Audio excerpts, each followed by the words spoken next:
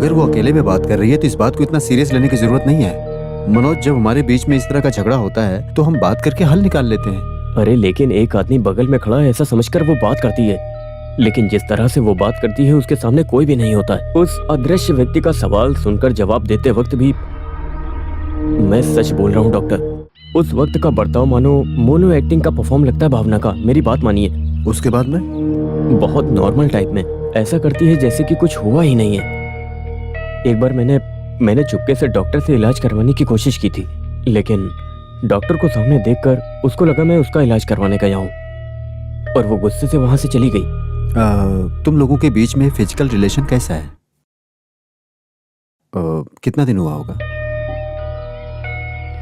बेटी के मर जाने के बाद।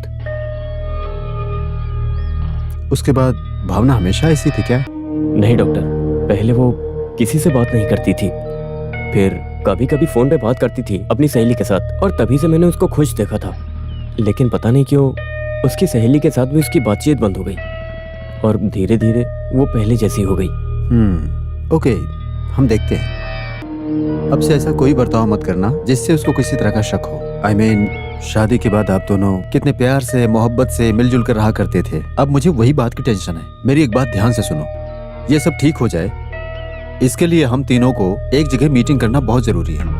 एक डॉक्टर के नाते नहीं, एक दोस्त होने के नाते।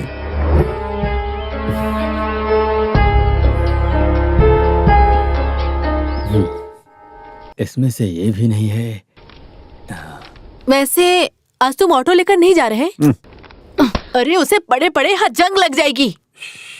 हैं? उधर देखो। ये क्या हो रहा है? अरे बहुत देर से तुम इसे पढ़ रहे हो। किसी परीक्षा की तैयारी कर रहे हो क्या? अरे तुम कुछ मत बोलो, चुप रहो। लिवियन, हाँ, इसमें लिखा है कि 3 मंजिला बिल्डिंग है करके। ऐसा क्या? और क्या लिखा है पता है? हाँ। घर में जब कुछ काम नहीं रहता है तब मैं फ्लैट की बालकनी में खड़ी होकर बस यूं ही आसमां देखते रहती हूँ। हाँ। बस ऐसा ही कुछ लिखा अबे है। ओए, तो लगता है वो फ्लैट में रहती है। वैसे आप किसके बारे में बात कर रहे हो? हाँ? साले साहब जिस लड़की से शादी कर रहे हैं उसके बारे में। अरे क्या बोल रहे हो? लिबिया जो बोल रहा है सच है। अभी एक केस खत्म भी नहीं हुआ है और दूसरे केस में लग गए। ऐसा तुझे क्या हो गया है? नहीं, अरे साले साहब को ढूंढते हुए आया है, यानी कि प्यार करने वाली लड़की। उसका एड्रेस है क्या इसमें? नहीं। तो फिर हाथ नहीं लगेगी। अरे वो पति के डर से इस लेटर में एड्रेस नहीं लिखी होगी, कहीं वहाँ पहुँच गया तो बेइज्जती हो जाएगी। अरे तू निकल यहाँ से। ये तुम क्या बोल रहे हो? वो सेकंड हैंड है क्या? हाँ तो ये भी तो ऐसा है। राजा तुम मुश्किल में फंसोगे। तुम अपने भाई के इस मैटर को पूरे गांव में मत फैलाओ। तुम पूरी तरह से पागल हो चुके हो। राजन, तुम जानते हो क्या, आजकल कभी कभार पागल और बेवकूफ जैसा महसूस करने लगी हूँ। ठीक है, प्यार इंसान को पागल और बेवकूफ बना देता है।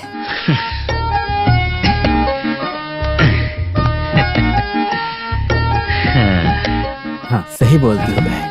प्यार एक हिसाब से इंसान को बेवकूफ और पागल बना देता है। उसके प्यार में ऐसे डूब चुका हूँ कि रातों को नींद नहीं आती और दिन में चैन उसके बिना। अच्छे से कोटेशन लेकर खून खराबा करने वाले मेरे भाई की परिस्थिति तो देखो। प्यार प्यार का नाटक कर रहा है। देखती हूँ उसको। रुको। अरे साले साहब देखो, तुम्हारे खत को लेके जा रही है वो। भाड़ में गया इसका प्यार व्यार। पूरा मैं जला ही देती हूँ आज। अरे ये क्या कर रहे हो? कुछ नहीं सुनूंगी। तुझे तो मार डालूंगा मैं। अरे तुम्हें जलाने को किसने अरे बोला? क्या कर रहे हो तुम? अरे इसे छोड़ो यार। तुझे जिंदा नहीं छोड़ूंगा मैं। तुम उठे किचन में जाओ। जाओ यहाँ से निकल जाओ। राजा दिमाग खराब कर रख दिया इसने। क्या है? खत है उसके लिए। क्या बात है? ये लीजिए। इधर तो। अरे साले साहब, ये देखो फिर एक खत आया। उसका ही होगा। लाओ। ये लो पकड़ो।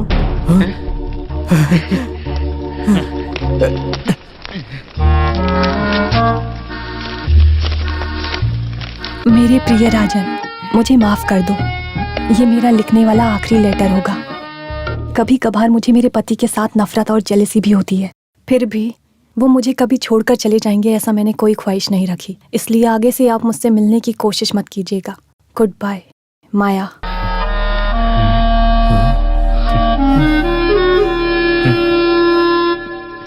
आगे से मुझसे मिलने या बात करने की कोशिश मत करना। अगर ऐसा करने की कोशिश की तो तुम्हारे लिए बहुत बुरा हो जाएगा। सर आप ही बोलो, इस तरह खत लिखने की कोई वजह तो हो सकती है ना? आप तो बड़े वकील हो, जवाब दो ना सर। वो क्या है कि अभी सर आप तकलीफ मत उठाइए, मैं खुद ही बोलता हूँ। इसके पीछे कोई तो आदमी है। कौन है? और कौन हो सकता है? उसी का नालायक पति। तो ये खत उसने लिखा है? अरे किस लिए ऐसा लिखने का सर? इस लेटर को मैं अच्छे से समझ सकता हूँ सर। हाथी है, घोड़ा है, सोना है, ऐसा बोलने वाली एक लड़की अभी पत्थर है, गद्दा है, बेकार की चीज है, ऐसा बोले तो उसके पीछे और कौन हो सकता है सर? क्यों ना उसे हम सीधा उठा लेते हैं सर। सर आप बस मेरा केस चलाइए सर। अरे सर मैं इतना सीरियस हूँ और आप हंस क्यों रहे हो? मैं सीरियसली बोल रहा हूँ, उसके पति से नहीं ये बात बनता तुम है। कैसे जानते हो? अरे उसने अपनी कमजोरी के बारे में बताया है। वो लड़की एकदम बढ़िया पढ़ी लिखी लड़की है। अपने हर खत में मुझे बहुत बड़ा कोटेशन लिखकर भेजती है। उसके पास इतना दिमाग आया बोले तो उसके दादाजी की ओर से। वो आदमी कोई मामूली इंसान नहीं है, कोई फेमस आदमी हो सकता है। जब वो मर गया तो उसने अपनी सारी बुक्स इस लड़की को दे दिया। अगर उसे अच्छी तरह से संभाल के रखना है तो फ्लैट में पूरा कमरा उसे चाहिए होता है। और उसका पति बोले तो ऑफिस या कोई रियल एस्टेट का धंधा, इसके अलावा कुछ सोचता ही नहीं। एक हिसाब से मैं उसके लिए कुछ भी नहीं लगता हूँ, लेकिन फिर भी वो मेरे ऊपर बहुत प्यार जताती है। इसका मतलब उसका पति उसे कुछ तो टॉर्चर कर ही रहा होगा। सर आप जरा सोचकर देखिए, उसकी लड़की की मौत की वजह उसका पति ही है सर। लेकिन वो तुझे कैसे जानती है? ये सस्पेंस है, जिस दिन सामने मिलूंगी उस दिन बताऊंगी, ऐसा बोला उसने। उसने जो लिखा है पूरे 6 के 6 खत में, और इस खत में हमेशा तुझे याद करते बैठी हूँ, ऐसा लिखने वाली लड़की अब ऐसा खत आगे से कभी नहीं लिखूंगी, ऐसा बोली है। मुझे लगता है इसके पीछे उसका पति है सर। एक बात तो है, अब उसने कुछ कहा तो उसके पति को मारकर मैं शादी कर लूंगा। अब वैसे ये एक खत मेरे पास रहे तो कोई दिक्कत तो नहीं है ना? नहीं सर, मेरे हाथ में रहने वाला आखिरी सबूत है ये। बाकी लेटर को मेरी बहन ने जला दिया। अरे ये दे ऐसी दो बात सर। नहीं है, मैं तुम्हारा वकील हूँ ना, तो डरो मत। ये सही नहीं है, मुझे दे दो सर। तुम कल मेरे ऑफिस आना, वहाँ बैठकर हम फैसला करेंगे इस खत का क्या करना है। सच बोल रहे हो ना? सच में। जाओ जाओ तुम जाओ।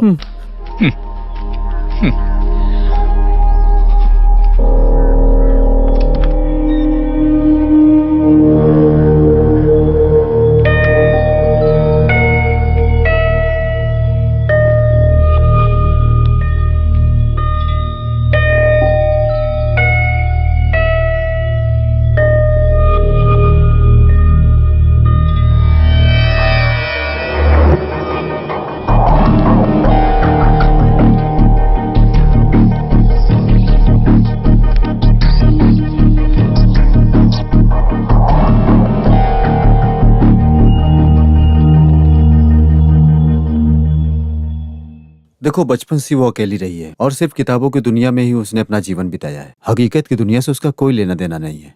इस वजह से वो सोचती है कि उसके बच्चे की मौत का कारण तुम हो। भावना में इन सारे बदलाव का कारण ये सब भी हो सकता है, लेकिन ये कोई पहला मामला नहीं है। ज्यादा टाइम अकेले रहने से घुटन महसूस होती है। उसमें बदलाव लाने के लिए तुम्हें पूरी कोशिश करना चाहिए। कैसे पति हो तुम? वो हमेशा से सिर्फ अपनी दुनिया में जीने वाली एक शख्स थी डॉक्टर। अगर उसको उसकी दुनिया में खुशी मिलती है तो उसको उसमें रहने दीजिए, कोई दिक्कत नहीं। अरे सबकी अपनी अलग अलग दुनिया होती है मनोज, लेकिन आमतौर पे जब हम मिलकर रहते हैं तो परिवार बनता है और फिर उसके बाद हिस्सा लेने का अधिकार बनता है। तुम्हारे हिसाब से भावना एक ऐसे व्यक्ति से बात कर रही है जो इस संसार में है ही नहीं। भावना अपनी मानसिक स्थिति के कारण सपने में जी रही है, मेरा मतलब काल्पनिक दुनिया में। स्किज़ोफ्रेनिया में कुछ मरीज इस तकलीफ से गुजर रहे हैं। आपका मतलब? मेरा मतलब जो जैसा चाहते हैं वैसी दुनिया बना लेंगे और वो जिससे बात करना चाहते हैं उससे बात भी कर लेंगे। तो फिर उस राजन को जो वो लिखती है वो लेटर? भावना अपने सपने में जिसको पसंद करती है उससे मिलने के लिए लॉजिकली इमेजिनेशन कर रही है। मनोज जो गुस्सा वो तुम पे कर रही है क्योंकि मनोज का नाजायज संबंध है, ऐसा भावना को लगता है, या इस तरह का कोई ऐसा रिश्ता।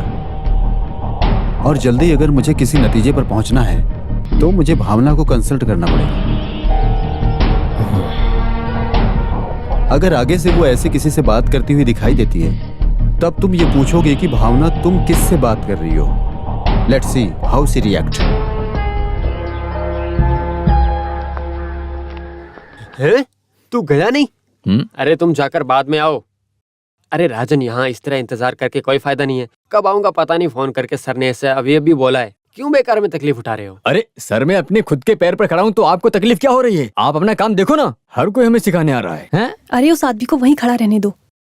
प्रीति, इस आदमी को कैसे भी करके यहाँ से भगा दो, सर ने बोला किस लिए? अरे फीस का मामला हो सकता अरे तब तक तो पकड़ के ही रखना पड़ेगा है। ना। अरे तो फिर उन्होंने जो बोला उसका। देखो सर आ रहे हैं, सामने से पूछ लो।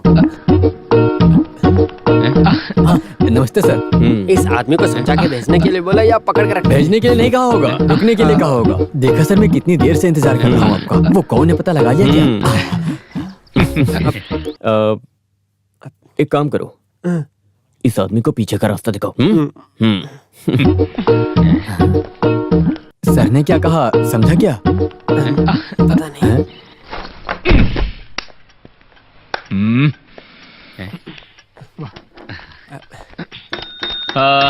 तुम यहाँ क्या कर रहे हो? हाँ, जाओ बाहर जाके काम करो, जाओ। चलो जाओ यहाँ से।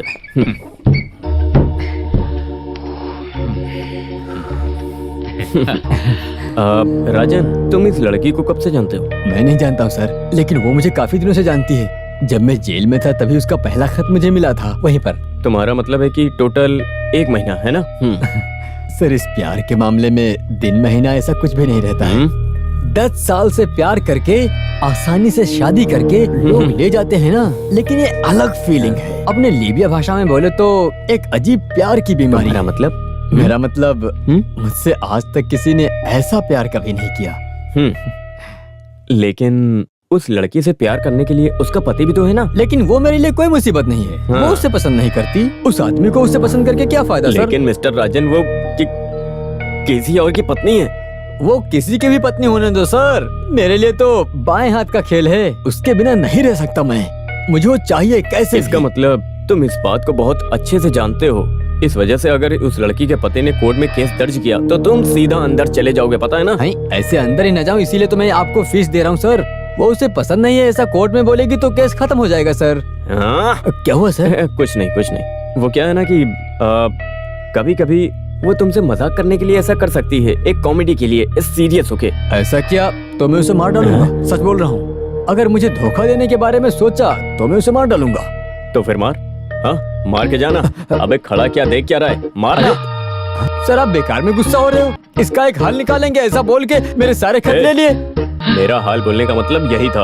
और पहली बात यह है कि तुम उस लड़की को अच्छे से जानते नहीं हो। वो कौन है, कहाँ ढूंढोगे, क्या करती है, वो कुछ नहीं। अरे क्या सर, क्या आपकी जायदाद है वो? आप बेकार में गुस्सा कर रहे हो, लगता है वो आपकी बीवी है क्या? अरे तुझे ऐसा कौन बोला है?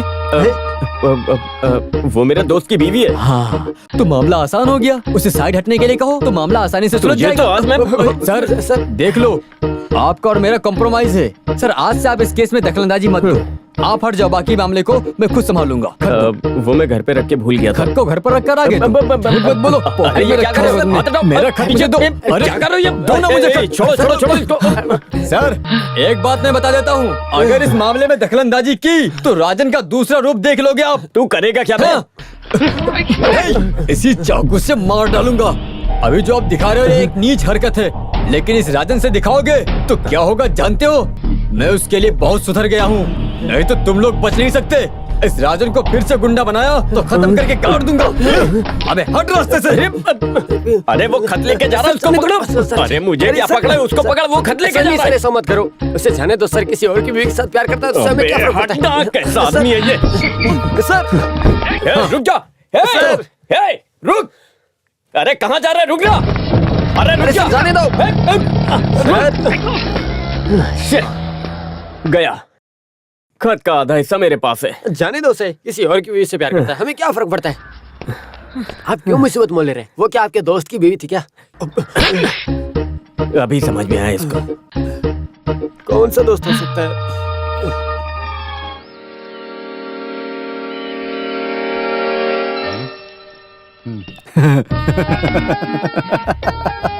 अरे इस तरह से खीखी करके हंसने वाला क्या है इसमें? अरे इसे समझने के लिए दिमाग में अकल होनी चाहिए। क्या समझा? वो लड़की तुझे सच में धोखा देने वाली थी। क्या? उसका नाम क्या बोला था तुमने? माया। तुम्हारा नाम राजन है ना? तो क्या तुम राजन छोड़ के रवैया बोल के साइन करोगे क्या? नहीं। फिर वो क्यों माया बोल करके भावना के नाम से साइन करके रखी है? इधर देखो। एक बात तो तय है, उसका नाम तो माया हो ही नहीं सकता। हालांकि उसका असली नाम भावना ही होगा, लेकिन बुलाने का नाम माया हो सकता है। साले साहब, मेरे दिमाग के अंदर कुछ तो घंटी बज रही है। वो कैसे? उस वकील की बीवी का नाम क्या बोला था? क्या है? कहीं वो भावना उस आदमी की बीवी तो नहीं? क्यों ना हम उस एंगल से भी सोच के देखें। वाह लिवी, हाँ, क्या बोलते हो? तुमने तो कमाल कर दिया। अगर ऐसा है तो उसे हासिल करके हिला के रख दूंगा। अरे उसके बारे में सोचकर ही तुम इस तरह कंफ्यूज रहती हो। हाँ वो सच है, लेकिन सच को बताने के लिए मौत का इंतजार तो नहीं करना होगा ना। धोखा खा गया, मुझे नहीं। जिंदगी में जिसने तुम्हें शक्ति दी है उसी के साथ धोखा किया है।